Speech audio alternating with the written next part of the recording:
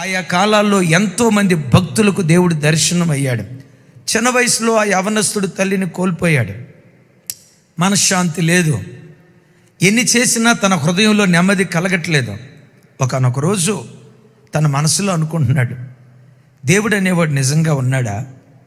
సిక్కులను అడిగితే మా దేవుడు దేవుడు అంటున్నారు, ముస్లిమ్స్ని అడిగితే మా దేవుడు దేవుడు అంటున్నారు, ఇంకొక మతస్థులను అడిగితే మా దేవుడు దేవుడు అంటున్నారు, బుద్ధులను అడిగితే బుద్ధుడే దేవుడు అంటున్నారు, జైనులను అడిగితే మా దేవుడే దేవుడు అంటున్నారు, ఇక క్రిస్టియన్స్ని అడిగామా యేసు ప్రభువే దేవుడు, ఇంకో దేవుడు లేడు అంటున్నారు. అట్లా కాదు, అసలు దేవుడు అనేవుడు ఉంటే నాకు కనపడాలి.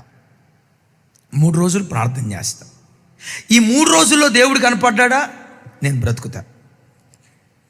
ఏ దేవుడు నాకు కనపడలేదనుకో, 3 రోజులు అయిన తర్వాత జలంధర్ రైల్వే స్టేషన్, పంజాబ్ రాష్ట్రంలో ఉన్న జలంధర్ రైల్వే స్టేషన్కి వెళ్ళి ట్రాక్ మీద తలకాయ పెట్టి ఆత్మహత్య చేసుకుని చచ్చిపోతా.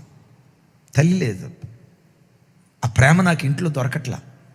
ఈ బ్రతికే కంటే నేను చచ్చిపోతే మంచిది కదని మనశ్శాంతిని కోల్పోయి, దేవుడు అనేవాడు నాకు కనపడితే నేను బ్రతుకుతా, ఆయన కనపడి నా హృదయానికి సమాధానం ఇస్తే నేను బ్రతుకుతా అని తన ఇంట్లో ప్రార్థన చేసుకుంటున్నాడట.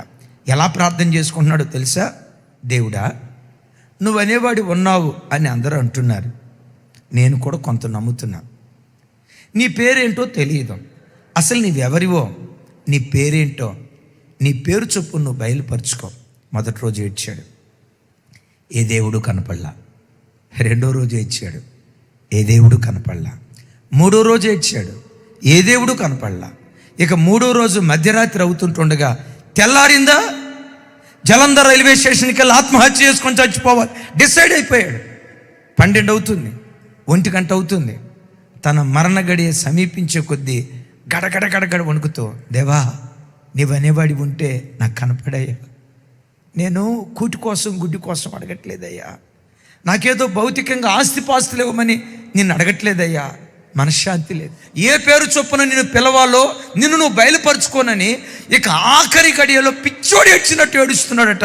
ఏ దేవుని పేరు పెట్టకుండా కళ్ళు మూసుకొని అలా ఏడుస్తూ ఉంటుండగా ప్రకాశమానమైన వెలుగు ఆయన గదిలో ప్రత్యక్షమైందట. ఆ ప్రకాశమానమైన వెలుగులో నుండి సిలువ, ఆ సిలువ మ్రాను మీద యేసుక్రీస్తు వారు ప్రత్యక్షమై, సాధు సుందర్ సింగ్, నువ్వు వెతుకుతున్నటువంటి జీవం కలిగిన దేవుడను నేనే అయ్యా. నువ్వు మాలామాదిగోళ్ళ దేవుడు అంటారు కదా, తెల్లోళ్ళ దేవుడు అంటారు కదా, అమెరికా దేశపు దేవుడు అంటారు కదా, నువ్వు మా దేవుడు కాదు కదయ్యా, నువ్వు ఎవరి దేవుడివి? అప్పుడు యేసుక్రీస్తు అన్నారనట, యేసుక్రీస్తు అందరికీ ప్రభువు.